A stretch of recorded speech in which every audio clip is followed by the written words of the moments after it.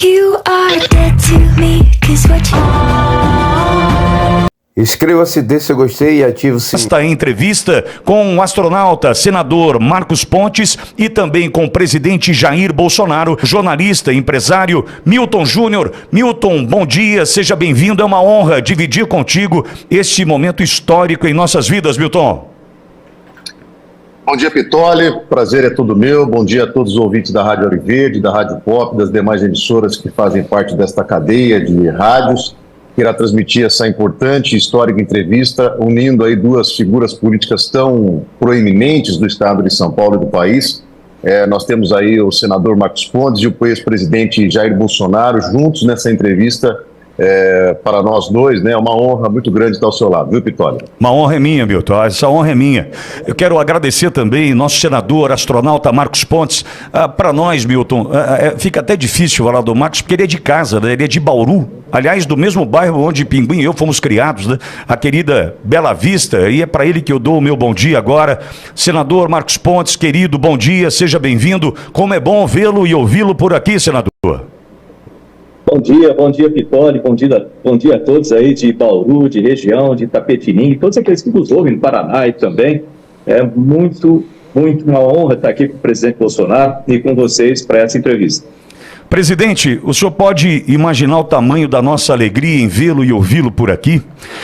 Presidente, ao longo da nossa entrevista, certamente nós vamos confidenciando esse momento que vivemos tão especial, onde uma mistura de tiete que somos, de torcedores que somos, de fãs e de admiradores daquele que fez com que mudássemos a nossa forma de ver e enxergar o Brasil e de viver a nossa pátria. Presidente, meu bom dia para o senhor, seja bem-vindo, é uma honra vê-lo e ouvi-lo por aqui, presidente.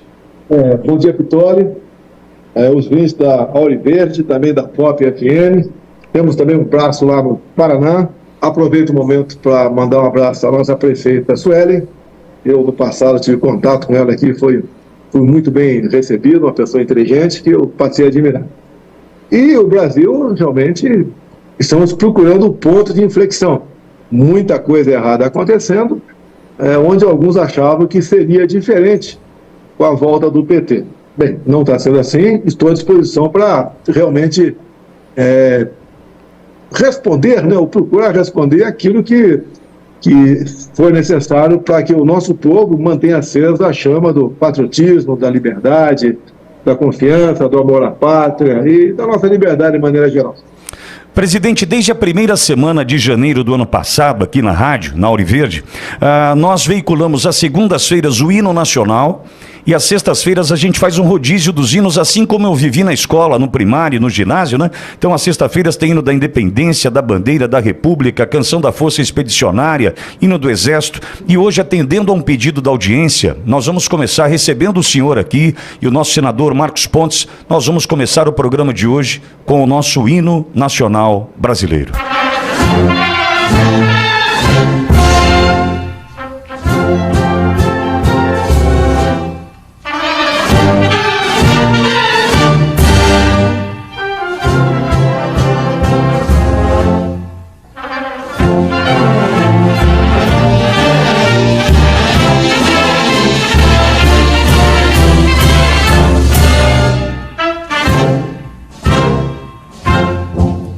Verás que um filho teu não foge à luta.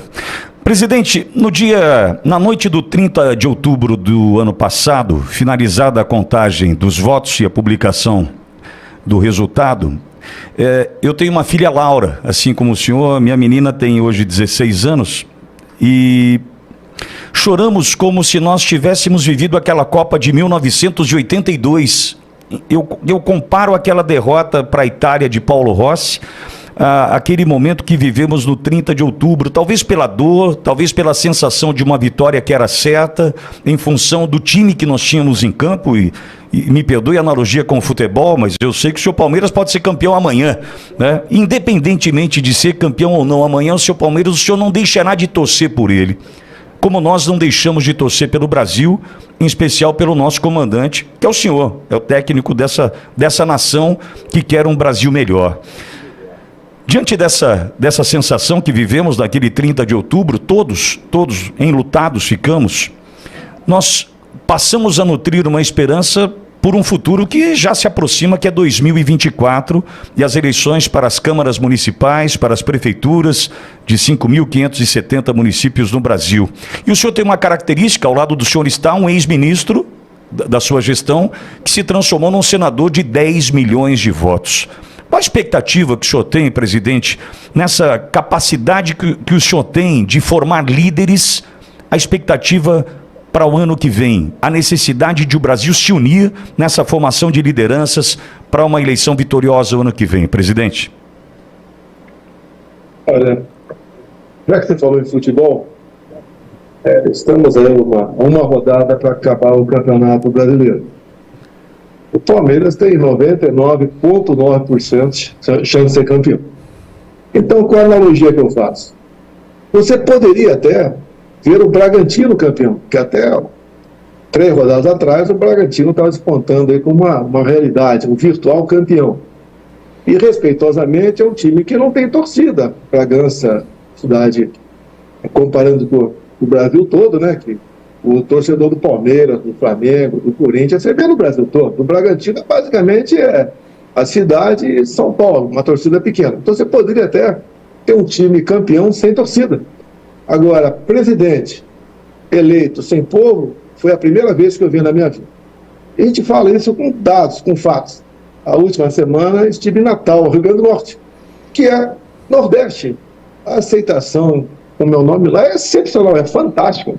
Não só eu andando nas ruas, e parava no local outro sem avisar ninguém, bem como tivemos o evento do PL Mulher no sábado. Então, nós arrastamos multidões ainda pelo Brasil afora. Em especial, digo, Nordeste, não é apenas Santa Catarina, o Espírito Santo, ou até mesmo São Paulo. Então, uma coisa que só o tempo vai explicar, ou, para quem tem uma visão um pouco mais acurada, né, tendo em vista os problemas que vimos entre dois poderes há 10 dias, dá para entender que algo aconteceu aqui no País das Maravilhas, né, que é Brasília, que decidiu no tocante às eleições. Quanto ao Marcos Pontes, que está do meu lado aqui, eu cito ele como um exemplo de respeito para com a população brasileira. Quem eu escolheria para ser ministro da Ciência e Tecnologia? O anterior é o Kassab. O Kassab, a gente já conhece muito bem ele, né? Foi ministro lá atrás da Ciência e Tecnologia, sem saber a diferença de gravidade para gravidez. Tá? E atualmente ele está aí trabalhando para fortalecer o seu partido em São Paulo. Basicamente, o prefeito pede uma coisa para ele, tem que esperar meu partido, senão não tem esse recurso aqui. E ele, o partido dele também, ele influenciou na CPMI do 8 de janeiro, onde toda a bancada, todos os deputados e senadores do PSD foram contra mim e me terminaram, como se eu fosse o maior marginal da história. E ele agora, o Kassab, para pagar os 3 ministérios que ele tem, aqui com o PT, ele está influenciando, praticamente exigindo que os seus senadores votem favorável à nomeação do Dino para o Supremo Tribunal Federal. Eu sei que muitos senadores não acompanham, mas esse é o nosso ex-ministro da Ciência e Tecnologia. E a atual, ninguém não sei o nome dela, me ajuda aqui, Luciano. A Luciana é do PCdoB, Partido Comunista do Brasil. Então, quem pensa em comunismo, com essa mentalidade retrógrada, atrasada, não pode estar no lugar errado. Ciência e Tecnologia, que é uma questão do presente e do futuro. Então, o exemplo de respeito com a população brasileira foi eu escolher um ministro técnico, como, por exemplo, o Marcos Pontes, como, por exemplo, o Tarcísio de Freitas, que é o governador de São Paulo, entre outros. Gente, bom dia. Senador, bom dia. Eu gosto de falar um pouco mais relaxado, menos formal.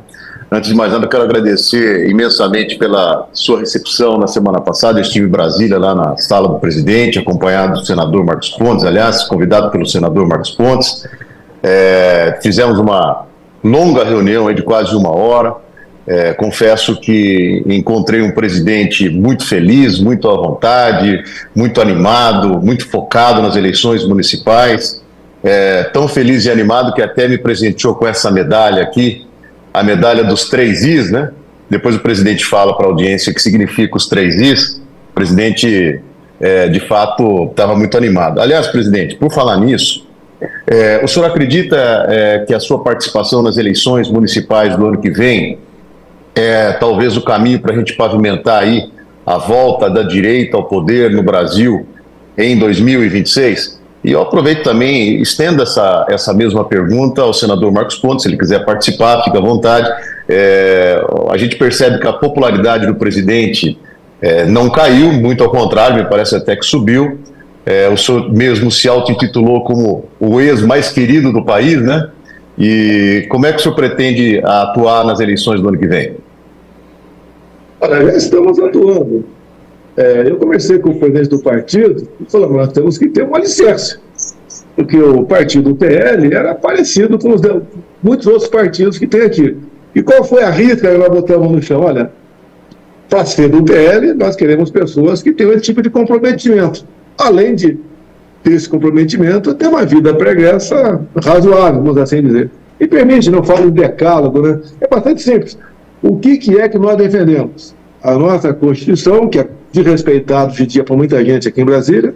Defendemos a família tradicional, a vida desde a concepção, a liberdade de expressão. Estamos vendo agora crescendo, né, o avanço da censura em cima da mídia tradicional. Defendemos a propriedade privada. Olha o que o Supremo fez com o novo marco temporal. É um crime. Tá? Defendemos o legítimo direito à defesa, a diminuição da carga tributária. Nosso parlamentar não pode, no Brasil todo, votar para aumentar a IPTU, que é imposto municipal, qualquer imposto estadual ou federal aqui.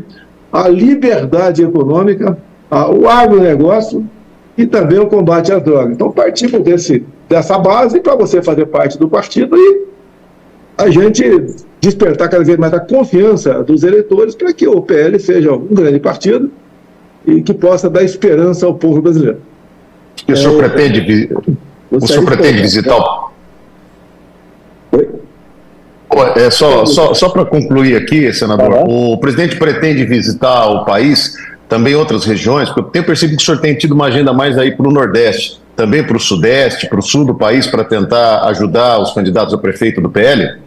Olha, eu já estive em Porto Alegre, em Florianópolis, estivemos em São Paulo, capital, aqui em Goiânia, Fortaleza, Belém do Pará, que é região norte, e vamos terminar essa nossa caminhada pelo Brasil, agora dias 15 e 16, em Curitiba, Paraná. Então temos andado, o Brasil é muito grande, tem mais ou menos 5.700 municípios, graças a Deus o pessoal pede para a minha presença, né? Não é fácil a gente atender a todo mundo e fazemos o possível. Agora, hoje em dia, cada vez mais, com alguns órgãos de imprensa, como a de vocês, as mídias sociais, ainda em funcionamento, esperamos que sejam mais censuradas ainda, a gente consegue levar essa mensagem ao Brasil todo de forma quase que simultânea. Então, estou muito tranquilo tocante a isso. O TSE terá uma nova composição lá em 26, então nós temos muita esperança de fazermos algo que realmente interesse a todos. E deixo claro aqui, deixa eu elogiar o atual presidente aí, presidente não, né, o ditador aí da Venezuela, porque ele está errado, no meu entender, um absurdo que ele quer fazer, a guerra, quer lá tomar uma parte da Guiana, mas ele ensinando o povo a votar, né, votar como ele gosta, né, sempre ele não perde nenhuma eleição lá, ele resolveu falar o seguinte: aqui na Venezuela, a partir de agora, além do voto eletrônico, temos voto em papel, diferente de outros países. Tirou um sarro do Brasil. Aqui, se você discutir urna eletrônica, você fica inelegível. Você pode até ser preso. Lá na Venezuela, está um pouquinho menos ruim do que nós. Lá você pode falar em voto eletrônico, mas, segundo Maduro, a única coisa boa que eu vi nele ao longo de uns 8 anos que ele está lá, desde a morte do Chávez, é o voto impresso lá na Venezuela. Então, Milton, deixa eu responder a sua pergunta aqui, porque isso tem muito a ver aqui para a gente, para o país, em 2024. Então, nós temos o PL trabalhando no país inteiro para formarmos prefeitos que tenham capacidade e que respeitem esses valores tão importantes para todos nós no Brasil. A presença do presidente Bolsonaro faz uma diferença enorme. Haja vista, você vê o que aconteceu comigo, com o Tarcísio, com outros, o Seif lá em Santa Catarina. Então, a presença do presidente Bolsonaro faz muita diferença e vai fazer na eleição desses prefeitos que estão sendo, os candidatos estão sendo escolhidos. E, sem dúvida nenhuma, a gente precisa respeitar esses valores. Eu anotei aqui rapidamente, enquanto o presidente falava, em relação ao marco temporal. Nós aprovamos no Senado o marco temporal, o presidente Lula vetou uma parte muito importante lá e nós vamos derrubar esse veto, porque isso é importante para direito à propriedade no país. Sem dúvida nenhuma, isso é muito importante, a gente vai defender. Da mesma forma que o voto auditável, nós temos uma PEC lá também sobre isso, a gente vai votar no Congresso, no Senado, começando pelo Senado, voto auditável também. Presidente, eu queria análise do senhor com relação à indicação do Flávio Dino para o Supremo Tribunal Federal. O Brasil volta às ruas no próximo domingo, deve voltar em Brasília, Esplanada, Avenida Paulista novamente, depois do sucesso do último dia 26, mas eu queria entender a leitura do senhor. O senhor que teve dificuldades para indicar ramagem para a Polícia Federal, o senhor que cuidou das indicações para o Supremo com o Nunes Marques e com André Mendonça, e assiste agora Zanin chegar ao Supremo e depois dessa indicação do Flávio Dino. Qual a tua leitura, presidente, com relação a essas indicações, em especial agora a de Flávio Dino? Olha, a Câmara dos Deputados, a maioria dos parlamentares tem dito que há um desequilíbrio entre os poderes. Tem razão. Realmente está extrapolando o Supremo Tribunal Federal, que está legislando. Por exemplo, drogas, aborto, lá atrás, a questão de homofobia, a questão de nepotismo. Quando começou lá atrás o Supremo legislando sobre nepotismo, todo mundo vibrou. Ah, bacana. Eu falei, olha, nepotismo cada um pensa que bem entender, mas quem tem que decidir é o Congresso Nacional. Então, o Supremo deu um primeiro passo e estão dando outros em cima de outros. E mais ainda, o atual mandatário, Lula, foi bem claro lá fora agora, né? Quando ele sai do Brasil, um festival de absurdos que ele fala. Ele falou que estou tranquilo porque o Supremo me garante nessa questão de inconstitucionalidade. Em outras palavras, é exatamente isso que ele deixou bem claro. O Supremo decidiu sobre a questão do marco temporal. O que é o marco temporal?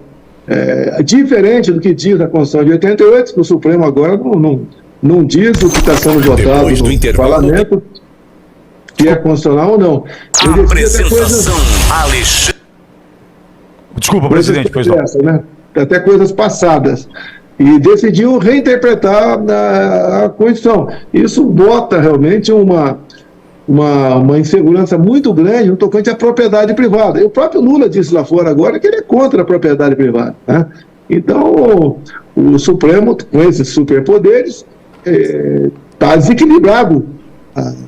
Essa questão em Brasília, com o Dino chegando lá, fica mais desequilibrado ainda. Rapidamente, Dino, nós vivemos num país de 90% de cristãos. O Dino diz, sou comunista, graças a Deus. Ou seja, ele debocha da religião. Não existe comunista que acredita em Deus. O comunista é ateu na sua essência. Mais ainda, ele diz que segue o que Lenin, o que Stalin disseram ou escreveram no passado. Ditaduras, né, foram chefes de ditaduras nos seus países que mataram mais de 100 milhões de pessoas. Ou seja, o Dino no Supremo vai aumentar o desequilíbrio entre os poderes. Isso é péssimo para nós. O Kassab tem que responder. O Kassab, aí não quero atacar o PSD de jeito nenhum, tenho muitos amigos no PSD, mas o Kassab, por exemplo, para garantir 3 ministérios para ele em Brasília, ele quer que os senadores votem pela aprovação de Flávio Dino para o Supremo Tribunal Federal. O Brasil todo perde com Flávio Dino lá. Termino. Flávio Dino fez de tudo e conseguiu, né, esconder o que de fato aconteceu no dia 8 de janeiro, agora desse ano, quando tivemos aqui, ninguém concorda com invasão de prédio público e depredação, ninguém concorda, mas quem patrocinou isso aí, o Flávio Dino escondendo as fitas, as imagens do seu ministério. Porque o que se fala em Brasília, essas imagens mostrariam uma força nacional com aproximadamente 300 homens, poderia evitar tudo aquilo, e não foi evitado, mas as imagens mostrariam quem subiu lá ao andar do Flávio Dino, partir de camarote, aquela invasão. Foi muito bom para a esquerda o que aconteceu. Senador, e a análise do senhor com relação ao Senado? Passa ou não passa? Dino é aprovado ou não? O que o senhor tem para nos contar com relação aos bastidores, senador? Olha, eu acho bastante difícil ele ser aprovado. E deixa eu falar por quê. Eu não tive oportunidade de falar com ele, né? Mas observe que ele é um político, né? Quais são alguns pré-requisitos, né, que são, pelo bom senso, pela lógica, para um ministro do STF? Primeiro, conhecimento profissional, conhecimento sobre o assunto. Ele tem, porque ele era juiz federal. Segundo, ter uma imparcialidade. E aí, o fato de ser político, isso aí já prejudica e muito essa imparcialidade. Aliás, eu acho que o ministro do STF não poderia ser político antes e nem depois. Terceiro, é muito importante, né, que um ministro do STF ele seja capaz de tomar essas decisões, se são decisões importantes, de uma forma discreta, de uma forma bastante profissional em tudo que faz. Nós temos observado, aliás, o ministro Dino, ele teve a oportunidade de ir ao Senado e ir ao Congresso várias vezes, foi convidado outras vezes e não compareceu também. Tem essa questão das câmeras, tem uma série de outras questões que a gente poderia passar aqui, que prejudicam também essa atitude profissional. Então, acho que pelo bom senso dos senadores, quem me conhece sabe que eu trabalho muito com lógica, né? Isso fica muito difícil a aprovação dele, né? E certamente, né, muitos vão acompanhar o nosso voto lá negativo. O senador, o senhor trabalha na lógica, eu trabalho na esperança. Já estou na oração aqui para que isso de fato aconteça. Bom, estamos conversando com o presidente Jair Bolsonaro, com o senador astronauta Marcos Pontes, nessa entrevista transmitida pela Rádio Auriverde de Bauru, também pela Pop FM 107.7 de Itapetininga, São Paulo, e também a Rádio Estúdio 92 de Cascavel, no Paraná. Junto comigo, Milton Júnior. Milton. A minha pergunta vai ao senador Marcos Pontes. A gente percebe, pelo menos parece que o presidente Pacheco resolveu deixar o Senado e os senadores trazerem para si o papel que lhe cabe, né, na questão de legislar e regular esses freios e contrapesos entre os poderes. Como é que o senhor vê essa relação do Senado com o Supremo nos dias de hoje? Passam essas... vamos dizer, regulações que o povo tanto espera? O senhor acredita numa independência maior do Senado a partir de agora? Não, sem dúvida. Isso para qualquer democracia, e muito tem se falado a respeito de democracia, é bom a gente pensar que democracia tem que ser absoluta, não existe democracia relativa. E para que a democracia aconteça, é preciso a independência entre os poderes. E essa independência é garantida justamente por esses pesos e contrapesos. E o Senado tem a responsabilidade, né, com a fiscalização do STF. Nós vemos aí o movimento já acontecendo, existem muitas PECs, né, propostas de emendas à Constituição, já em andamento e outras, né, ali esperando para entrarem, justamente sobre isso. Não é uma questão de revanchismo, não é uma questão de nós contra eles, não é isso, é garantir os direitos, as liberdades do povo brasileiro, garantir que a Constituição seja obedecida, e quem faz a legislação é o Congresso Nacional. O Judiciário tem outra função, ele observa o passado, vamos dizer assim, e o Congresso, a gente faz legislação para o futuro. E isso está sendo feito, o presidente Pacheco tem colocado em votação. É importante ressaltar também que ali nós representamos a população brasileira, nós estamos numa democracia, né, que garante ali pelo artigo 1, se você olhar a Constituição, que o poder emana do povo, que o exerce através dos seus representantes do Legislativo ou diretamente. Então, com isso, você vê claramente a função e necessidade que nós coloquemos em votação, e nós temos o contraditório, nós temos ali representantes de todos os partidos, todas as matizes teológicas, e uma vez aprovado no Congresso, isso passa a ser lei, e lei tem que ser obedecida por todos nós no país. Não importa se é ministro do STF, não importa se é o cara que cata lata na rua, qualquer outra pessoa, o faxineiro, como era meu pai, né? Qualquer pessoa tem que obedecer às leis, e as leis são feitas pelo Congresso Nacional. Presidente, o senhor citou há pouco Nicolás Maduro e as urnas ali na Venezuela que já imprimem voto, enfim.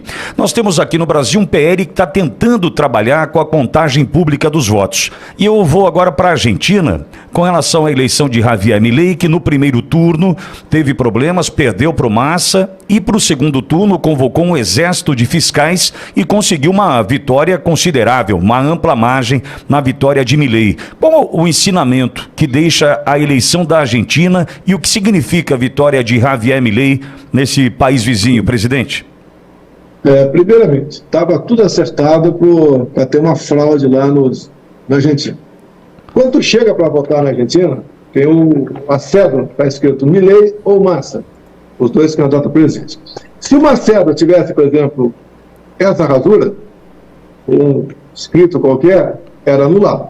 Então, no primeiro turno, o que houve lá, que as informações chegaram para a gente? O pessoal da esquerda, do Massa, ia votar, pegava a cédula do Milei e fazia isso aqui, ó, e deixava lá. Então, o eleitor entrava, não dava muita bola e botava essa cédula dentro da urna.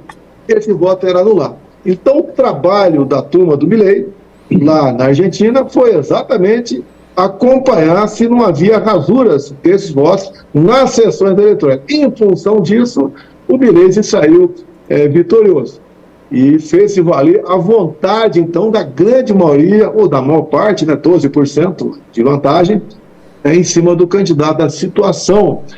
Deixam claro, o governo do PT, o Lula, mandou 1 bilhão para lá para ajudar na campanha deles. Lembra até que a Simone Tebet falando, esse $1 bilhão, daqui a 10 dias devolve. Devolveram nada, foi em parte para ajudar aí as eleições e não teve sucesso. Também o PT mandou seus marqueteiros para lá. Como no passado mandaram para a Venezuela, apoiando o Chaves e também apoiando o Maduro. Vocês lembram de uma das inserções do Lula lá na Argentina, lá na Venezuela? Ele falou, na Argentina pode faltar tudo, menos democracia, porque naquele tempo faltava-se papel higiênico lá. Então a influência da esquerda é muito grande aqui. Eles criaram o Fórum de São Paulo em 1990. Deixa claro, o Fórum de São Paulo, que foi aqui em São Paulo, uma reunião, né? Estava Chaves, naquela época, estava Fidel Castro, Lula, e estava as Farc, as Forças Armadas Revolucionárias da Colômbia, uma narco-ditadura. E o Lula sempre defendeu que as Farc deixassem de praticar o terrorismo, né? Ele não falava terrorismo, falava resistência, e entrar na política. As Farc entraram na política agora na Colômbia. Então, isso tudo, né? Essa história pré-guerra toda ajuda a esquerda. Só que o pessoal mais da direita, centro-direita, direita, vai vendo o que acontece de errado e vai criando mecanismos para anular isso aí. Então a vitória da Argentina foi em cima disso. Eu parabenizo, obviamente, o povo argentino, a maioria, né, que votou aí no Milei, porque ele é um economista, uma escola parecida com a de formação do Paulo Guedes, e ele pega um país com muitos problemas econômicos e também de um aparelhamento da máquina pública muito grande. Foi confirmado agora, recebemos o convite oficial, se Deus quiser, estarei presente na posse do Milei no próximo domingo, dia 10. Torço pela Argentina, porque com bons vizinhos, até na tua casa, depois tem um vizinho ruim do teu lado, é uma dor de cabeça terrível, mas com bons vizinhos, a economia, o futuro do Brasil fica bem melhor definido. Senador, Milton, só completar essa pergunta para o senador Marcos Pontes. Nós temos hoje na presidência da CCJ um petista que é Rui Falcão. Existe uma alternância, já no ano que vem a presidência deve voltar para o PL. O senador acredita que a gente pode então voltar a discutir voto impresso, contagem pública de votos a partir do ano que vem no Congresso, senador? Não, sem dúvida. Isso aí é importante que nós temos outros parlamentares também ali na CCJ que vão fazer pressão, né? Não é simplesmente o presidente que vai decidir isso. E outra coisa, né? Eu já dou um recado, a gente falou de prefeitura agora em 2024, mas é muito importante já pensar também em 2026 para que nós tenhamos mais senadores alinhados com esses valores que nós acabamos de falar aqui, né? Para que nós tenhamos uma maioria dentro do Senado. E isso vai ser muito importante para o povo brasileiro, para a democracia brasileira, né, que esse trabalho em conjunto com o voto, lembrar que eles são 81, às vezes eu vejo, né, o pessoal, a população de forma geral, né, indignada com as coisas acontecendo e falam, poxa, o Senado não está fazendo nada, a gente precisa de maioria, nós temos 81 ali, senadores no total. Então, a gente precisa pelo menos 41 ali do nosso lado para que nós consigamos colocar em prática todas essas coisas que são importantes para o povo brasileiro. Fala, Milton. Eu acho que de extrema importância que eu falo aqui, me permite aqui, Vitório, dar uma atravessada aí. Pois não, presidente. Olha a Venezuela, voto impresso ao lado da urna eletrônica, o Maduro mostrando e falando, aqui não é igual a outros países, tem um voto no papel também. Você vê o voto na Argentina, que é o papel, cara bota na urna. No Paraguai, é o modelo que nós queremos, é a máquina, você vota e aperta um botão, imprime, aperta outro botão, o voto cai dentro da urna. No Brasil, não. O TSE, com medidas de força, caçando mandatos parlamentares, como caçou do Francisquini, lá que foi ali deputado estadual pelo Paraná, acho que foi o mais votado do Paraná, 400 mil votos. Sim. Aqui, fazendo barbaridades, me tornando inelegível, que eu me reuni com embaixadores, não foi com traficantes, não, foi com embaixadores, com traficante pode, vou lá no Rio, não tem problema nenhum, né? Alguém foi lá. E o que acontece aqui? Eu entrei nessa briga para valer do voto impresso em 2012, ao lado do PDT. O PDT também defendia o voto impresso. Flávio Dino também defendia o voto impresso, entre tantas outras parlamentares bastante conhecidos. E nós chegamos a aprovar o voto impresso em Brasília com uma emenda minha. A Dilma Rousseff vetou, nós derrubamos o veto por quase unanimidade. É o que você pode se assustar. Quase unanimidade, o PT votou favorável. Sim, o PT votou favorável. Quando ele viu que ia perder, votou favorável. Quem entrou em campo depois? Supremo Tribunal Federal. Dizendo o quê? Que o voto impresso comprometia a segurança das eleições.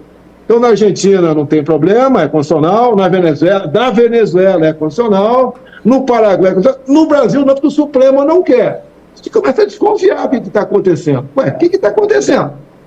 Por que não pode um voto impresso ao lado da urna eletrônica? E deixo claro, repito aqui, o argumento do Supremo é compromete a segurança do voto. Então, no momento, tem lá um parlamentar, eu acho que é o Vermelho o nome dele, não tenho certeza, tem um deputado federal que está correndo atrás de assinaturas para uma PEC do voto impresso. Eu respondo, tanto faz PEC ou projeto de lei, entendo eu que o Supremo vai dizer que é inconstitucional, é ponto final. Que, afinal de contas, a maneira como as eleições são feitas no Brasil está muito bom para o Supremo, está muito bom para o TSE, e vão tocando o barco dessa maneira. E eu volto a falar do time de futebol campeão sem torcida, né? E de um presidente eleito sem o povo. Então nós devemos afastar essa suspeição de eleições no Brasil, porque a alma da democracia é o voto, e o voto tem que ter sua contagem pública, como foi na Argentina, como é no Paraguai, por exemplo. Então, o que eu tenho falado para parlamentares aqui, do nosso partido, obviamente, alguns de outros partidos, entra com o projeto de lei. Se o Supremo vai dizer que é constitucional, vai dizer a mesma coisa no tocante à emenda à Constituição. E nós temos que fazer valer a vontade popular que é expressada pelo Parlamento brasileiro e não pelo Supremo Tribunal Federal. Deixo claro, não estou criticando o Supremo, não estou atentando contra o Estado Democrático de Direito. Nós queremos mais uma transparência, mais uma garantia em quem você votar vai valer esse voto. Fala, Milton. Posso? Presidente, Claro. Pois, senador. Pois não. O que o presidente falou é importante no seguinte sentido.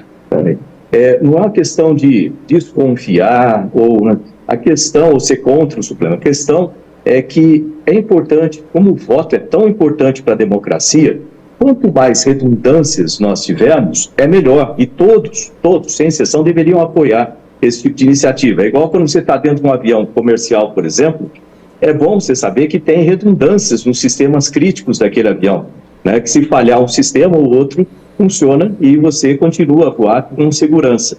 Da mesma forma, tem que ser em sistemas críticos em todos os sentidos. Então, esse fato, voto auditável, voto que possa ser conferido de uma forma como qualquer outra auditoria importante, é importante para a população, é importante para a democracia. Aqueles que defendem a democracia precisam ser a favor disso também. Milton? Bom, eu gostaria de voltar a falar sobre eleições municipais, porque uma pesquisa do Instituto Veritá, que foi feita há pouco tempo, mostrou o senador Marcos Pontes, numa eventual candidatura a prefeito de São Paulo, encostado ao Guilherme Boulos, né? Isso, de certa forma, aguça a imaginação de nós jornalistas e também da população. E informações são de que o senador estaria conversando com o presidente a respeito dessa disputa. Então a pergunta é o seguinte, né? A pergunta na verdade é para os dois, tanto para o presidente quanto para o senador. Presidente, o senhor leva em consideração a possibilidade do senador Marcos Pontes disputar a Prefeitura de São Paulo? A outra pergunta é se realmente está fechada a questão do senhor não apoiar o atual prefeito de São Paulo. E a pergunta para o senador. E aí, vai encarar mais essa, senador? Deixa eu começar aqui. O que acontece? Eu acho muito cedo ainda para a gente discutir, né, quem será o candidato. Eu fico muito lisonjeado de ver meu nome aí bem avaliado, mesmo eu não tendo falado nada, né, positivo ou negativamente com relação a isso, mas eu acho muito cedo ainda para tratar disso. Eu deixo essa parte toda de buscar os candidatos aqui com um partido, então tem sido feitas discussões, e aí vem a parte do presidente aqui, do Valdemar e etc. Olha, o que eu tenho falado com o presidente do partido é que nós somos o maior partido da Conversa hoje em dia. Não é possível acreditarmos que o PL não tem um candidato em todas as cidades com mais de 200 mil habitantes, e principalmente em São Paulo, e é o terceiro orçamento do Brasil. O PL tem que ter um candidato aí, perfeitamente identificado conosco. Ricardo Nunes, não tenho nada contra o Ricardo Nunes, ele é do MDB. Se nós tivermos candidato nosso, o Ricardo vai concorrer à eleição, obviamente. Se um de nós dois, se ele for para o segundo turno, juntamente com outro candidato, vamos supor, de esquerda, nós vamos votar com ele, sem problema nenhum. Eu tenho uma simpatia grande pelo Ricardo Salles, não posso negar isso daí. Ele é do nosso partido e é um bom candidato, no meu entender, em São Paulo. A adesão, em parte, passa por mim, em grande parte, pelo presidente do partido. E nós temos que crescer. A maior cidade do Brasil, onde um vereador, aí em São Paulo, né, tem uma importância enorme, como no Rio de Janeiro. Nós conseguimos sacar o Ramagem para ver que é um delegado da Polícia Federal, para vir candidato por lá. O Ramagem tem chance de chegar, tem essa chance. E faremos uma bancada grande de vereadores lá no Rio de Janeiro. São Paulo não pode ser diferente. Eu acho que o Salles, além de ele ter chance de chegar, poderiam fazer 10, 12, 15 vereadores em São Paulo. Se nós não tivermos uma cabeça de chapa aí, cai talvez a metade o número de vereadores. E o PL, né, tem bons quadros, e nós devemos buscar as pessoas que querem vir candidato. Eu vejo o Marcos Pontes, não vou nem discutir a capacidade dele. É semelhante ao Tarcísio, que faz tremenda boa gestão em São Paulo. Ninguém discute a gestão do Tarcísio em São Paulo, no meu entender, é excepcional. O Marcos Pontes faria a mesma coisa na prefeitura, e entendo eu. Agora, ele tem que querer. Se ele não quiser, é outra história. Ele tem seus objetivos, ele pode achar que não está preparado ainda para vir candidato a prefeito. Eu seria contrário, eu acho que ele está preparado também. Teria que bater um paro ímpar aí com o Salles, obviamente, né? E seguir cada um o seu destino de servir a sua pátria através de uma prefeitura aí de São Paulo. Presidente, Vitório, posso continuar aqui nessa... Claro. Né?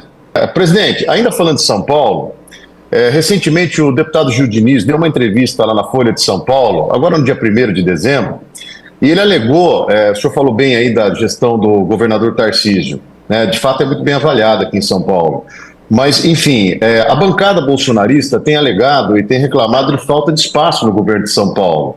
Espaço esse que, inclusive, o senhor deu para os seus ministros e, enfim, para o seu staff, e acabou criando muitas lideranças. Inclusive, ele cita duas figuras, por exemplo, o coronel Melo Araújo não está sendo aproveitado, o ex-deputado Frederico Dávila. Como é que o senhor avalia essa questão da falta de espaço dos bolsonaristas e dos conservadores no governo de Tarcísio? Olha, eu tive a liberdade de escolher meus ministros em Brasília. Um dos escolhidos foi o Tarcísio. Ele fez um excelente trabalho aqui na frente da infraestrutura. Eu não indiquei o Tarcísio para ir, né? Eu ajudei a convencê-lo a vir candidato em troca de o que quer que seja. E eu acho que as lideranças têm que ter liberdade para trabalhar. Eu não vou chegar no Tarcísio nem antes, muito menos de, pô, Tarcísio, eu quero o coronel Melo Araújo, que é uma excelente pessoa, deu jeito na CEAGESP em São Paulo.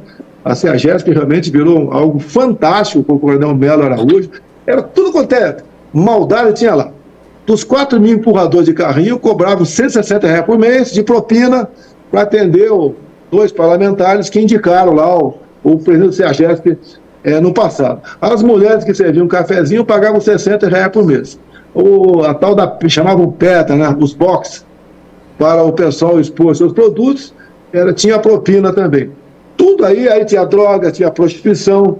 Ali era uma cidade realmente, uma das piores, fosse uma cidade, uma das piores do Brasil em todos os índices. O Melo Araújo botou jeito naquele negócio. Tá?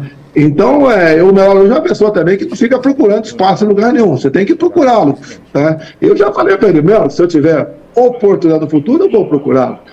Agora, o Melo Araújo é uma pessoa que vai trabalhar com alguém, se for convidado, se ele sentir confiança naquela pessoa também.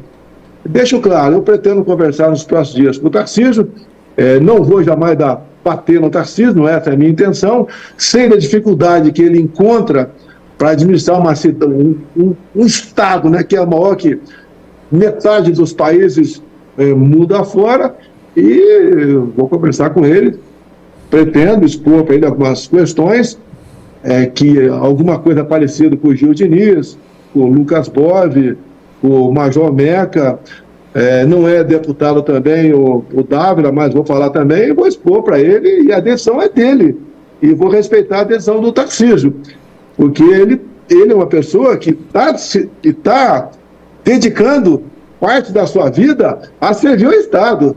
Alguém tem dúvida que o Tarcísio poderia estar trabalhando de fora, ganhando 10 milhões por ano? Ninguém tem dúvida disso, como o Marcos Pontes também. Tá? Não sei se tanto, com todo respeito, porque a área do Tarcísio, de infraestrutura, obras, é muito maior que o Marcos Pontes de ciência e tecnologia. Mas o Marcão é a longo prazo. Se eu tivesse recurso, eu pagaria qualquer coisa. É como o Abel do Palmeiras, né? A Leila quer pagar qualquer coisa até ele ficar aí. Espero que ele fique. Eu sou palmeirense, o pessoal sabe, meu nome é Jair, por causa do Jair da Rosa Pinto, e devemos manter esses bons nomes ao nosso lado. Agora, não é dando pancada no Tarcísio, muito pelo contrário. Eu me sinto responsável, em parte, com todo respeito ao Tarcísio, né, por tudo que ele faz aí em São Paulo. E procuro aí resolver alguns assuntos. Então, essa questão de chama de roupa suja, né? Eu vou tratar com o Tarcísio nos próximos dias, vou conversar com ele. Hoje em dia eu sou um ex, né? Apesar de ser o ex mais que do Brasil, eu sou ex. E o Tarcísio é uma pessoa que tem uma tremenda responsabilidade. Eu posso falar para o Tarcísio, eu vou curtir 15 dias de férias escondido numa praia do Brasil. O Tarcísio não pode fazer isso, como eu não pude fazer. As minhas rápidas férias de jet ski no Guarujá, o pessoal critica, né? Passeando de jet ski no Guarujá. Pô, eu estava lá fazendo política também, e se escondendo um pouquinho, dando atenção à família, tá?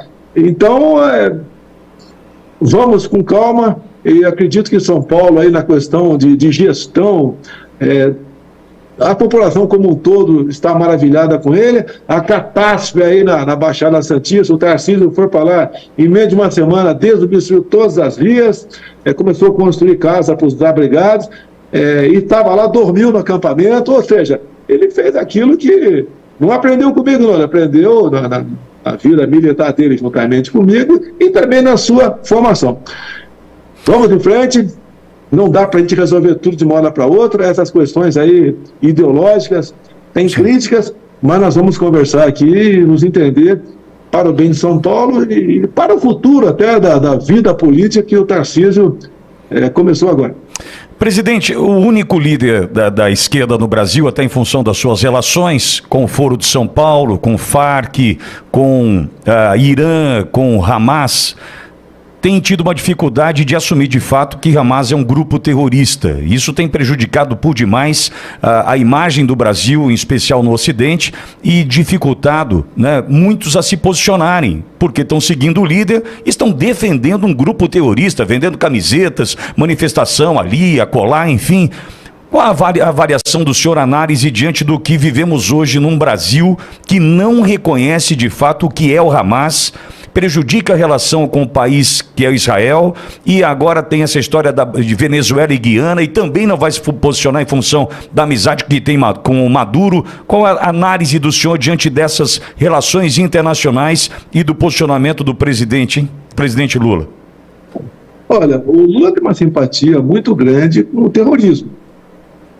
quando o Foro de São Paulo foi criado aí em São Paulo, estava presente as Farc, um grupo terrorista que manteve a refém, né, como sequestrada a senhora Bettencourt, que era uma senadora da Colômbia.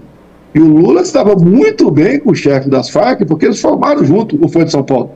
O Lula poderia ligar para o cara das Farc, né, logo após o sequestro, e falar: olha, liberta aí, liberta a senadora Ingrid Bettencourt. Ele não fez isso. Depois, agora, veio falar que se alguém conhecer um líder que conheça o chefe do Hamas, me avisa que eu vou ligar para ele, liberta aí. E sabe que as coisas não são fáceis assim não, né? Mas ele fica nessa demagogia toda dele. Mais ainda, as suspeitas fortíssimas do Irã estar por trás desse ataque que houve agora em Israel. Lembro que lá atrás, quando o Lula era presidente, ele esteve no Irã e foi defender que o Irã, de Ahmadinejad, conseguisse enriquecer urânio acima de 20%, que segundo Lula era para fins pacíficos. Apesar do Ahmadinejad, o Irã, sempre dizer que o objetivo dele é destruir Israel. A questão do Hamas agora, a barbaridade que esses caras fizeram, decapitando crianças, né? Foram mais de 40 crianças, cortadas a cabeça delas, estuprando mulheres e depois assassinando mulheres.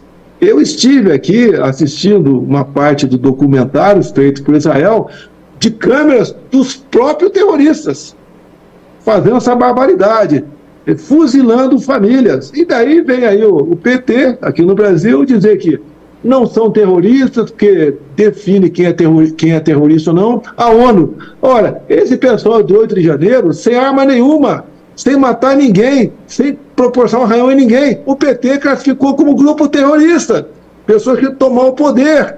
E, lamentavelmente, né, aqui o Supremo Tribunal Federal, a maioria dos seus ministros, condenam essas pessoas a 17 anos de cadeia. A gente está reclamando, às vezes está em casa, né, está um problema aqui, mas está vendo um jogo de futebol, está fazendo um churrasquinho de gato, é isso ou aquilo. Essas pessoas estão presas, como se fossem terroristas, pô.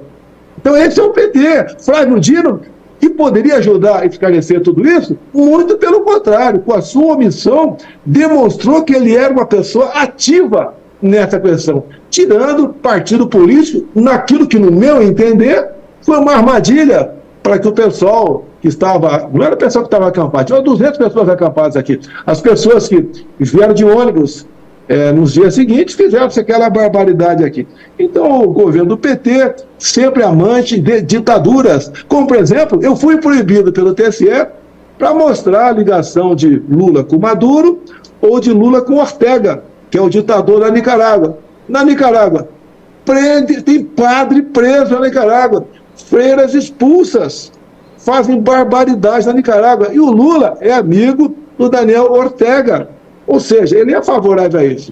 E, mais ainda, né, a gente vê, segundo aí algum jornalista daquela grande rede de televisão aí, falando que, olha, tive contato com alguns ministros do Supremo e eles falaram que, por ocasião das eleições, se sentiram muito felizes, né, aliviados, porque salvaram a democracia no Brasil. Salvaram a democracia entregando no colo do PT, no colo do Lula, o governo, e salvaram como? Fazendo campanha pelo Brasil, ou outra coisa que está ainda escondido. Ninguém está criticando aqui a democracia. Nós queremos, tá, democracia e direito. Está no meu decálogo aqui, o que nós defendemos, o primeiro item, respeitar a Constituição. E vamos em frente. Não é fácil lutar contra tudo isso, mas temos a obrigação de fazer. E digo mais, a minha vida estaria muito mais tranquila se eu estivesse do outro lado do balcão, do outro lado da Praça dos Três Poderes. Mas resolvi estar do lado do povo com todos os riscos que corro. Ainda que vivemos um país já de arbitrariedade, com jornalistas, tá, que não interessa o que eles escreveram, mas escreveram, e ele tem liberdade de expressão, refugiado nos Estados Unidos, com cassações de mandatos, com pessoas com centenas, com tornozeleira eletrônica pelo Brasil, com uma nova decisão lá do Supremo Tribunal Federal, que por causa disso que eu estou falando ao vivo de vocês não tem como fazer o controle do que eu estou falando, vocês podem ser processados e perder aí a sua concessão. Esse é o Brasil que estamos vivendo. E vamos todo mundo botar na cabeça o que pode salvar a nossa democracia, a nossa liberdade, é o trabalho de cada um. Não é meu, não, nem aqui do Marcão que está do meu lado. É de cada um de nós. É do Senado Federal, escolhendo bem ou rejeitando, né, os nomes que não estejam de acordo com o interesse da maioria do Brasil para integrar o Supremo Tribunal Federal. Presidente, o senhor citou os patriotas e de tornozeleira. Marcos Pontes, senador, eu lhe pergunto, há a possibilidade de passar o projeto de anistia, mesmo que não tenham cometido crime algum, que tenha muita injustiça nisso? A gente tem lutado aqui nessa rádio ouvindo, né, muitos desses que estão sofrendo as consequências, perderam o emprego, famílias que abandonaram estes, né, por conta de vergonha, pessoas que nós estamos fazendo campanha nessa rádio aqui para juntar dinheiro para pagar aluguel atrasado de patriota que não está conseguindo trabalhar por conta da tornozeleira, né, e outros tantos que ainda estão presos. Existe a possibilidade do avanço do projeto de anistia no Senado, senador? Existe, sem dúvida nenhuma, e é importante ressaltar isso, que todo esse processo feito com relação ao 8 de janeiro, ele tem que ser revisto e feito da forma correta, como prevê a lei, para um processo criminal. A participação do Ministério Público, da Defensoria, e tudo isso tem que ser feito de forma individualizada. Então, tudo isso tem que ser revisto para ver como que foi feito exatamente. Nós precisamos ter justiça no Brasil, e essa justiça ela tem que ser igual para todos. A caracterização de terrorismo também tem que ser visto aí com muito cuidado, né, o que é terrorismo realmente, porque isso significa aí a perda de liberdade de muitas pessoas, não é uma coisa simples. Isso está dentro da democracia. De novo, eu tenho ressaltado isso, a gente tem que defender essa democracia. Como a gente viu aí nessas relações, foram faladas aqui com relação à parte internacional, né, o Hamas, ele é um grupo terrorista, né? A ONU pode não reconhecer isso, mas basta ver as ações que eles fazem, né, que se caracteriza exatamente dentro do que seria previsto como terrorismo. Então, o Hamas é um grupo terrorista que prejudica, logicamente, Israel, que eles atacaram, mas prejudica também os palestinos, e traz toda uma condição negativa para a população daquele local. Lembrar também que eu fiz no Congresso recentemente, não por causa disso, porque eu já tinha marcado antes uma audiência pública com as religiões judaica e islâmica aqui no Brasil, e eles falaram isso, defenderam muito isso aí. Basta ver lá no Senado as gravações dessa reunião. Isso é muito importante, se trabalhar com a lógica e trabalhar com a defesa das pessoas. Quando você vê o que acontece agora, por exemplo, com a Venezuela, com relação à Guiana, isso é inadmissível, que está na nossa fronteira, ali, em Roraima. É importante o Brasil ficar muito atento a isso. E todos esses arrombos de ditadores, ou de se tornar ditador, como na Nicarágua também, isso aí tem que se olhar de uma forma muito intensa. A ONU tem essa responsabilidade de olhar e apontar, exatamente essas falhas. A gente precisa que o nosso país aqui tenha a democracia preservada, a liberdade preservada, a liberdade de imprensa para vocês, a liberdade de opinião da população, a liberdade de religião. Nós vivemos e temos que continuar a ser um país que tem liberdades e tem uma democracia absoluta. Então, isso é muito importante para todos nós. Eu espero contar com o apoio da nossa população para defender essas pautas junto conosco no Congresso, já que ali nós representamos a população e ali onde nós fazemos as leis, e ali onde nós precisamos pensar no que é melhor para a população. É ali que se decide as leis. Fala, Milton. Presidente, o senhor está à vontade para continuar um pouco mais? O combinado foi 1 hora. Se o senhor concordar, a gente consegue um pouquinho mais. Bom. Que bom. Então vamos lá. Deixa eu falar uma coisa do que nós fizemos ao longo de 4 anos. Vamos falar. Claro. Então, é justamente nesse sentido aqui que eu queria te dar a oportunidade.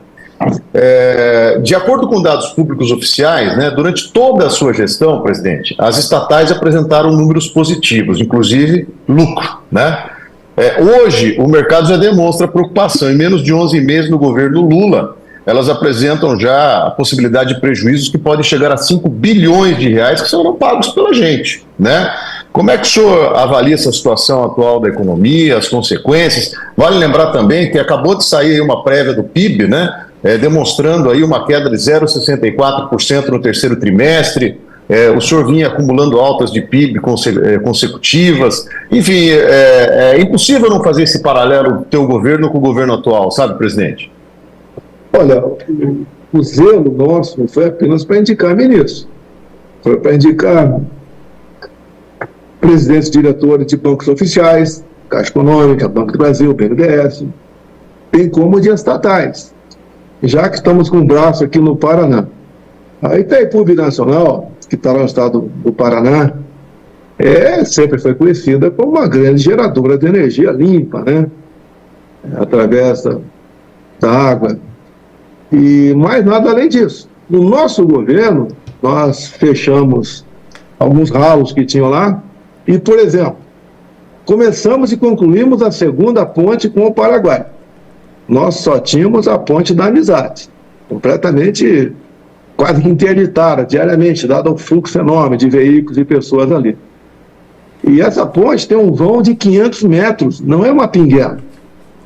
Também aumentamos em 600 metros a pista do aeroporto de Foz do Iguaçu. Está em condições de receber aeronave de qualquer tamanho, que no passado iam para a Argentina. E lá ocupava a rede hoteleira e levava recursos para a Argentina. Passa a vir para nós. Nós concluímos o asfaltamento da Transboiadeira, uma rodovia muito importante ali naquela região. Atendemos a mais de 50 municípios da região do Lago de Itaipu. Também avançamos bastante, paramos agora, né? Porque dependia da autorização do Parlamento do Paraguai, e era um trabalho do Jorge Esteves, que era o secretário da Pesca, agora é senador lá pelo estado de Santa Catarina, que nós queríamos praticar piscicultura, criação de peixes lá no Lago de Itaipu. A previsão era de aumentar em 40% o volume de pescado no Brasil. Parou porque o outro governo tem que continuar e ninguém sabe que um ministro passou de secretaria para ministro da Pesca, ninguém sabe. Ninguém sabe, mas com toda certeza o Ministério da Pesca está cheio de baiacus lá dentro. Tá? Esse é o nosso Brasil. Então, esse respeito com a coisa pública fez com que estatais dessem lucro. Tivemos critério para botar gente lá dentro e não botando apadrinhados políticos, como acontece no momento. Com todo respeito, quem é a irmã da Marielle Franco? Só porque a irmã dela é ministra? Só por causa disso? Esse é o critério para escolher ministro aqui no Brasil? Não é por competência, não é por qualificação, não é por vontade de servir a pátria de verdade. E eu até desafio que está nos ouvindo, me aponte uma boa ação desse governo ao longo desses 10 meses, 11 meses. Você não tem. Agora te dou a notícia dele para o ano que vem. A você que tem carro, que tem moto, vai voltar a pagar DPVAT a partir do ano que vem. A carteira de habilitação, nós passamos de 5 para 10 anos a sua validade. Facilitamos também a questão dos motoristas de ônibus, de caminhão, que passamos de 20 para 40 pontos, o limite para perder a carteira e deixar de trabalhar. E para você fazer 20 pontos, que é profissional do trânsito, dada a quantidade de radares que existe, em especial nos municípios, é muito fácil. Então fizemos muita coisa, levamos água para o Nordeste, que não tinha, era para ter acabado em 2010, passou para 2012, passou para 2014, não concluído, nós concluímos água para o Nordeste, agora não está funcionando mais a transposição de São Francisco. Voltou aí com muito amor, né, aquela que chamam de máfia dos carros-pipa, lá no Nordeste. A culpa não é dos pipeiros, não, a culpa é dos governantes, que daí, como não tem água, são obrigados aí a transportar água e são pagos para isso. O número aqui não é preciso, mas é muito importante, não é preciso, deixa bem claro. A cada 12 dias de bombeamento equivalia a 1 ano de carro-pipa para o Nordeste. Criamos o PIX em nosso governo. Em novembro de 2020 passou a funcionar o PIX. Hoje em dia está na casa de 160 milhões de ações por dia do PIX, tá? Entre outras tantas e tantas outras coisas que poderiam ter tido um número enorme de realizações só nesse pedacinho de folha. Mas fizemos a nossa parte. Lamento o que aconteceu em outubro do ano passado. Um dia a história vai se fazer presente e trazer a verdade à tona, mas vamos considerar o ano passado uma página virada, vamos mirar para o nosso futuro. Então, o nosso Brasil é isso, é um país fantástico, ninguém tem o que nós temos, e vamos em frente. Senador, Pitoli, só para concluir esse raciocínio com o presidente, eu queria que o senhor falasse um pouquinho também da questão do desarmamento que o governo atual vem pregando. O senhor foi um defensor, por exemplo, dos CACs, da liberação de porte de armas para os brasileiros. Como é que o senhor está vendo essa mudança de perfil do governo atual, tentando desarmar a população? E a gente já começa a ouvir aí alguns dados sobre o aumento de criminalidade no país. E você viu que as eleições, né, foram muito comemoradas nos presídios do Brasil. Em média, mais de 90%, quem preso que vota, que não está com trânsito julgado ainda, né? Eu sou inelegível. Eu voto, mas estou inelegível porque me reuni com embaixadores, porque botei o Luciano Hang, o empresário aí da loja Zavan, do meu lado no palanque 7 de setembro. Né?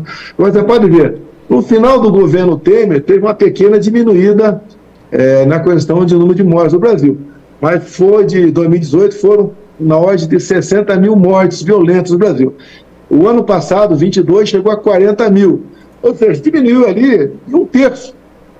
Por quê, Zé? Primeiro é a postura do governo. Um governo onde procura fazer justiça com todo mundo, diminui a violência. Nós aqui, com a lei da liberdade econômica, facilitamos a vida de quem queria produzir.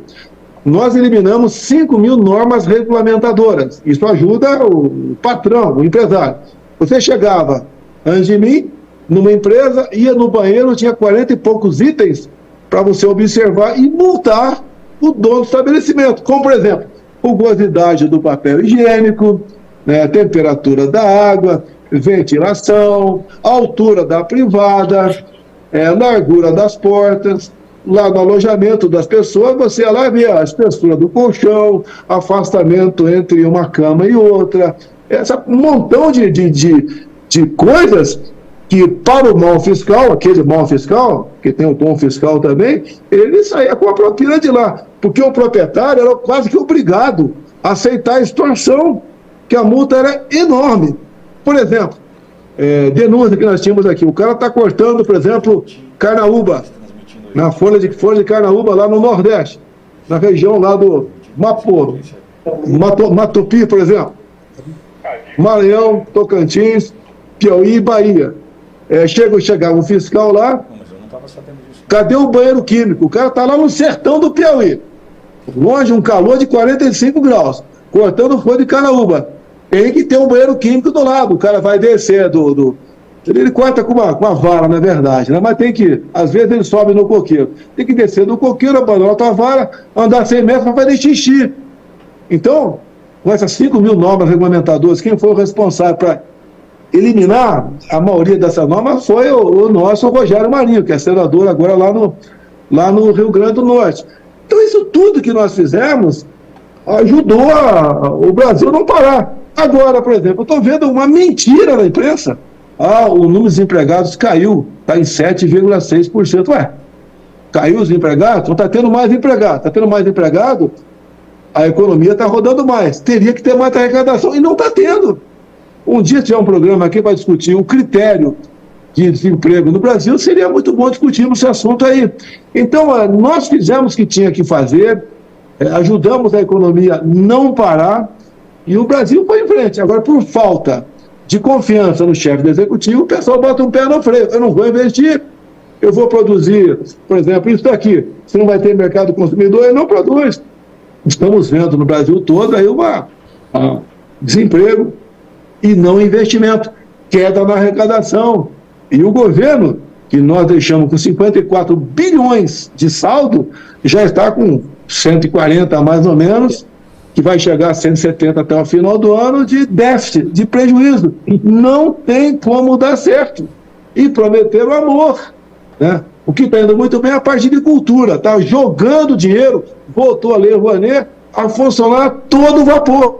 Quando eu assumi, cada artista, peixe, obviamente, podia pegar até 10 milhões por ano. 10 milhões por ano, dinheiro público, que não devolvia não, ficava com ele, com as suas obras por aí. Eu passei para 1 milhão, logo que assumi, depois de um tempo passamos para 100 mil reais. Os artistas ficaram revoltados. Agora, grande artista, pegava 10 milhões por ano, É lógico que está reclamando.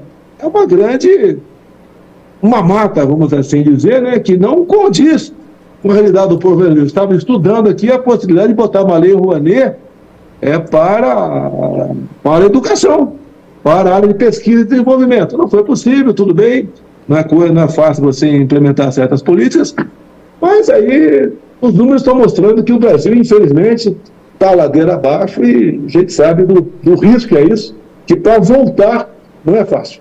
Presidente, pois não? Olha, Oi. Deixa eu fazer um complemento. Claro, senador, pois não. Porque eu vivi muito isso dentro do próprio Ministério de Ciência, Tecnologia, Inovações e Comunicações. O que acontece?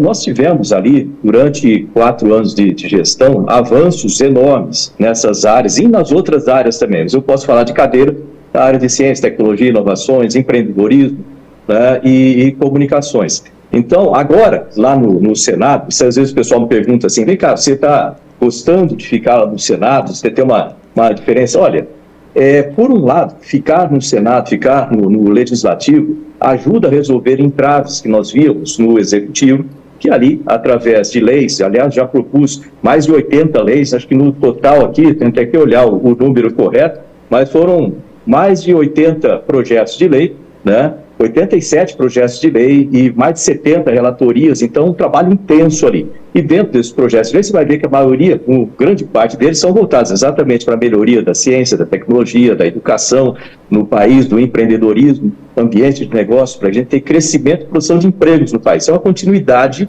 do que nós fizemos lá no Ministério. O Ministério teve ganhos enormes aí em todos os setores, setor espacial, você pode ver que agora a gente já tem Alcântara lá funcionando de forma operacional, na área de materiais avançados, lá com nióbio, grafeno e muitos outros desenvolvimentos. Agora a gente está a comissão de hidrogênio verde, também de inteligência artificial, ou seja, eu estou fazendo essa relação entre as duas coisas e dando continuidade ao que foi feito ali no governo. Foram muitas coisas, eu não vou passar o tempo aqui falando tudo isso, mas, por outro lado, é importante ressaltar que a economia do Brasil está sendo muito prejudicada. Nós tivemos o arcabouço fiscal que foi aprovado, mas ele não tem uma trava definida como acontecia com o teto de gastos. O que significa? Vai estourar, né? Sem dúvida a política fiscal do Brasil vai estourar. A gente começou, né, entregou o governo com cerca de 60 bilhões de superávit e já vai terminar o ano com 170 bilhões, ou seja, um gasto aí de 230 bi, né? E como que isso aí vai ser reposto? Aí vem a arrecadação, aí coloca a reforma tributária, que eu votei contra a reforma tributária, não foi à toa, não é que eu sou contra uma reforma tributária. O Brasil precisa ter a simplificação, mas também a redução de impostos. O que a gente está vendo é uma possibilidade muito grande de aumento de impostos. E com o aumento de impostos, as empresas produzem menos, produzindo menos, elas têm menos menos condições de investir, produz menos empregos, as pessoas não tendo emprego gastam menos, ou seja, a economia começa a afundar nessa ânsia do governo de uma ânsia arrecadatória. Se ele reduzisse imposto, seria muito melhor para a economia do país, mas isso não foi feito. Vou dar um exemplo só aqui de estatal, já que você falou de estatal, os Correios. Quando eu entrei no Ministério, os Correios estavam com menos 300 milhões, ou seja, a arrecadação, vamos dizer assim, o lucro dos Correios estava negativo, de menos 300 milhões por ano. Que para uma estatal de cerca de 18 bi de transferências, não é um valor muito grande, mas é baixo, ou seja, a capacidade é muito maior. A gente mudou a diretoria, mudou o presidente, mudou a gestão, colocou gestão profissional. Com isso, quando eu entreguei o Ministério, depois de 1 ano e meio, em junho de 2020, nós já tínhamos um superávit de 1,5 bi nos Correios. Depois, até o final do governo, chegou a 4 bi.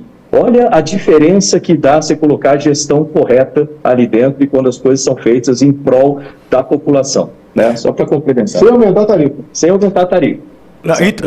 Senador, presidente, aliás, falando de reforma tributária, é inevitável a pergunta que eu tenho feito desde o início da discussão, porque reforma tributária na mão do PT, a gente já sabe como vai ser. A minha pergunta, presidente, senador, sem resposta até agora, quanto a gente vai pagar a mais? Porque na mão do PT, certamente, ele conjuga melhor o verbo arrecadar do que o verbo cortar. O cara quer arrecadar. Ninguém me respondeu até agora. Quanto eu vou pagar a mais dessa reforma tributária, hein, senador?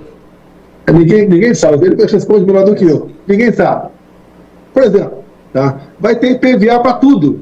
Você tem um barquinho de borracha aí, tem um jet ski, vai ter IPVA.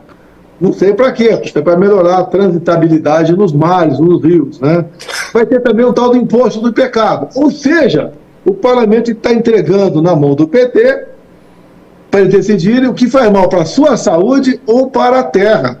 Terá uma taxa extra. O que faz mal para a saúde? É bom eu dizer que, olha, açúcares, álcool, que faz mal para a terra, né?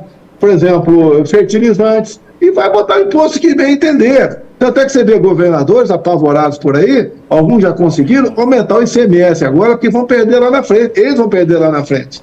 Então, ninguém sabe de quanto vai aumentar, a não ser que um tal do IVA, né, um imposto aí de valor agregado, que vai ser o maior do mundo. Isso já está garantido aqui no Brasil. O pessoal de serviço, advogados, médicos, dentistas, também vão mais que triplicar o valor que eles pagavam, né, de imposto pelo seu serviço. O PT acha que tem pouco leite, chega na vaca, aperta mais da Uber dela, que vai dar mais leite, aperta o dia todo, que vai dar 500 litros por dia.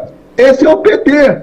Eles não investem na produção, no empreendedor. Olha o problema para o campo que eles estão levando com o marco. Eles apoiaram o marco temporal. O Lula agora está pedindo para o parlamento: ó, Kassab, vai apoiar não derrubada no veto, Kassab? Tem que te apoiar, Kassab. Você vai perder 3 ministérios, Kassab? Já acabou teu trabalho na CPMI, que me incriminou lá, sem prova nenhuma, os teus parlamentares me incriminaram na CPMI. Então esse é o trabalho do Lula, achando que é só aumentar imposto. Ou seja, é o caminho para o comunismo: empobrecer a população brasileira e depois dar uma migalha para eles. Tá? Ora, vivo desse aí e agradeço a mim aqui. Eu espero que a reforma tributária impacte na Câmara e não seja votada.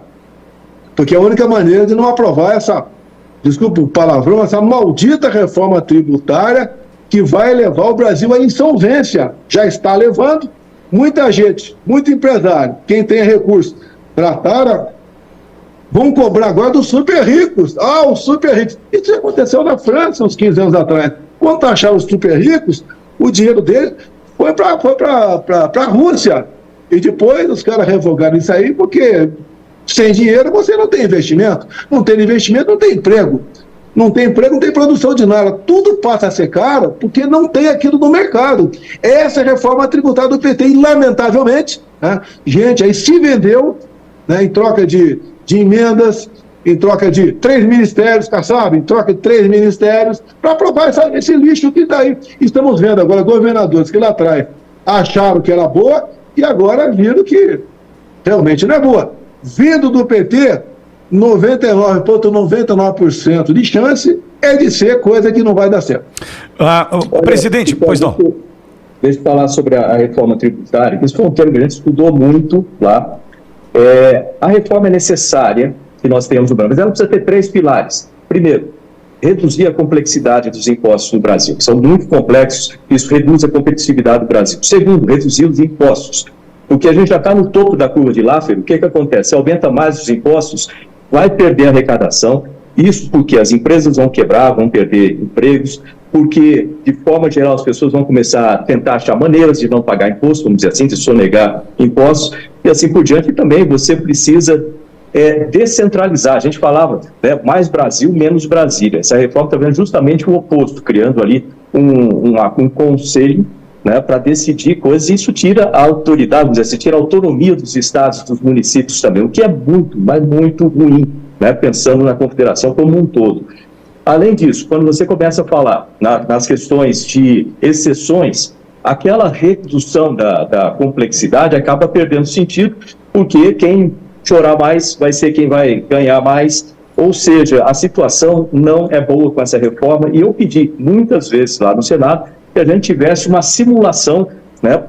E é possível fazer, eu conheço tecnologia, eu sei como fazer isso, inclusive, uma simulação detalhada de como vai ficar com os parâmetros da reforma daqui a 1 ano, daqui 5, daqui 10, 30, 50 anos. Lembrar que tem um período de transição enorme, que as empresas vão ter que pagar também, tem um custo acessório muito maior, vão ter que pagar duas contabilidades. Já não é simples fazer uma, vai ter que fazer 2 delas também. Então, ter essa simulação era perfeitamente possível. Agora a gente vai ter um monte de leis complementares para poder colocar isso, vai ser uma discussão enorme, e também tem uma capacidade enorme de distorções e injustiças, né? E aqueles, por exemplo, alguns produtos, alguns setores, como o setor de serviços, setor de tecnologia, estão muito prejudicados. Falam de 27%, mas eu não acredito que fique em 27%. Isso aí vai aumentar muito mais aí, dado ao que a gente tem visto aí de ganância, vamos dizer assim, do governo em aumentar os impostos. Isso não vai aumentar a arrecadação, repito, vai diminuir a arrecadação.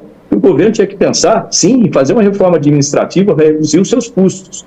E aumentou os ministérios aí de 23 para praticamente 40 ministérios, aumenta o gasto.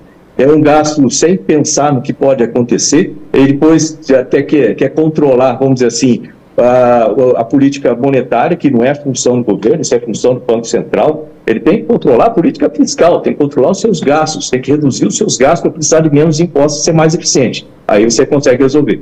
Me permite aqui, olha só, aproveitar o gancho do Marcão aqui. Nós zeramos os impostos federais dos combustíveis, diesel, álcool, gasolina, gás de cozinha. Botamos um teto no ICMS. Tinha estado com 35% do ICMS da gasolina. Botou 17%, com o Parlamento Brasileiro. Reduzimos em 30% o IPI de 4 mil produtos. Zeramos o imposto de importação de muitos produtos, como, por exemplo, material para geração de energia solar, peças e tratores, de implementos agrícolas, de pneus. Esse governo está fazendo o contrário. Lá atrás, quando eu, por exemplo, passei de $500 para $1.000, a isenção para quem faz compra no free shop quando veio do exterior, eu fui criticado. Olha, o cara está defendendo o rico. Olha, agora que o governo faz com os pobres, eu passei de $500 para $1.000 de isenção. O Lula, quem compra até $50 da Shopee, o pobre, está taxando em 92%. Olha a diferença de governo. Isso daí que não tem nada a ver com a reforma tributária. A reforma tributária é outra paulada, que vai ser implementada ao longo do tempo. E todo mundo, quando quer abrir uma empresa no Brasil, uma multinacional, por exemplo, ele vai ver, olha, tudo isso carga tributária, tudo isso de incerteza, eu vou abrir no Paraguai. Olha só, o Paraguai já está recebendo empresas do Brasil, tá? Já está se transformando num país realmente que sinaliza para a prosperidade. Agora está fazendo algo diferente do que está sendo feito no momento. Ele estava no Paraguai, estava tendo concorrência minha. Era o marido, o presidente lá, de direita, tinha um bom relacionamento com ele, estava acertando aí a produção de pescado lá no Lago Itaipu, junto com o senador, ou melhor, o secretário Jorge Seife no passado, e você vê então a diferença de política. Quando fala em Itaipu Binacional, além de não estar previsto obras, ou melhor, está previsto sim, retomar a construção da UNILA, lá em Foz do Iguaçu, que é uma universidade latino-americana, vai formar militantes. Lá é a região onde sabe que o terrorismo está por ali, né? Vai formar aí militantes para lá. E mais ainda, além de gastar com a UNILA, não vai gastar com outras obras, vai também investir 100 milhões de reais em propaganda. Você precisa de propaganda, você que está nos ouvindo, precisa de propaganda para mostrar para você que Itaipu Binacional gera energia? Não precisa. 100 milhões de reais. Qual o objetivo disso? Não é para pequenos órgãos de imprensa, não, né? Pequenas rádios, jornais, não. É para anunciar na grande mídia.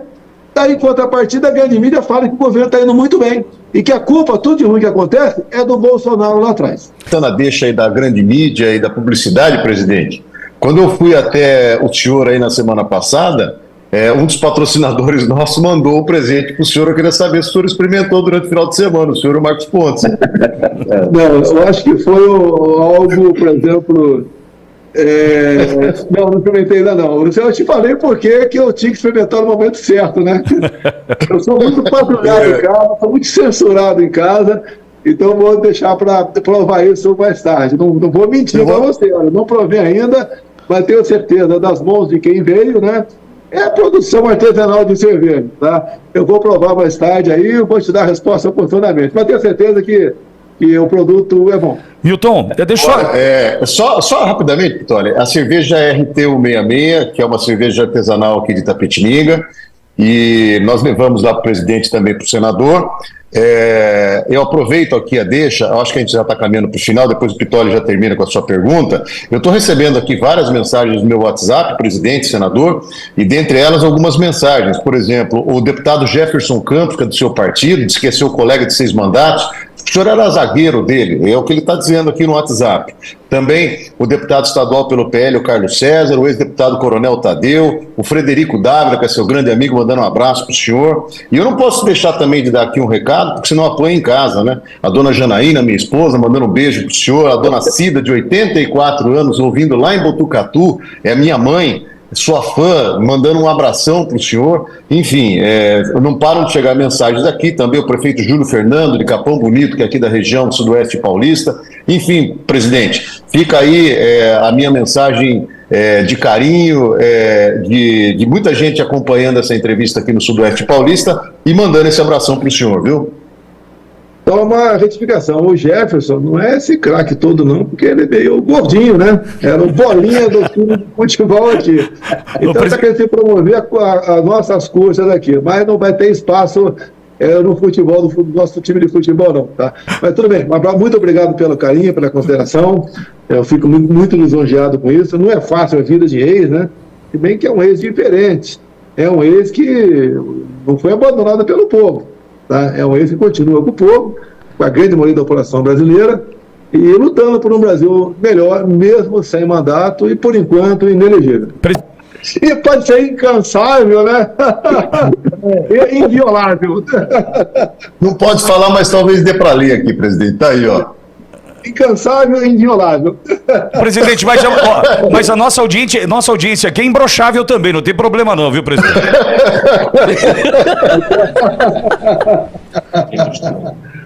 Mas o mais importante é o último I, viu, Pittoli? Desde sempre você tem que manter-se com o último I. Olha, eu deixo a medalha pro Pavinato, dei pro Holiday, tá? Um abraço, presidente. O Fabão? Oi? É o Fabão aqui? Estou entrevistando ele. É verdade. O Milton recebeu também. Obrigado, presidente. Um abraço para o senhor. Deus abençoe. Muito obrigado pela segunda entrevista que o senhor me concede. Uma honra, um dia muito especial na minha vida. Obrigado, Milton. Presidente, mais uma vez, obrigado por transformar a nossa vida por aqui, presidente. Um abraço aí. Obrigado, presidente. Obrigado, senador Marcos Pontes. Milton, obrigado, viu, querido? Mas a gente segue agradecendo por demais a sua audiência para esse momento realmente um divisor de águas. Um divisor de águas. Hoje eu tenho outros amigos na política e entrevistamos o presidente Bolsonaro. Borgo, é um momento único para a vida de um jornalista.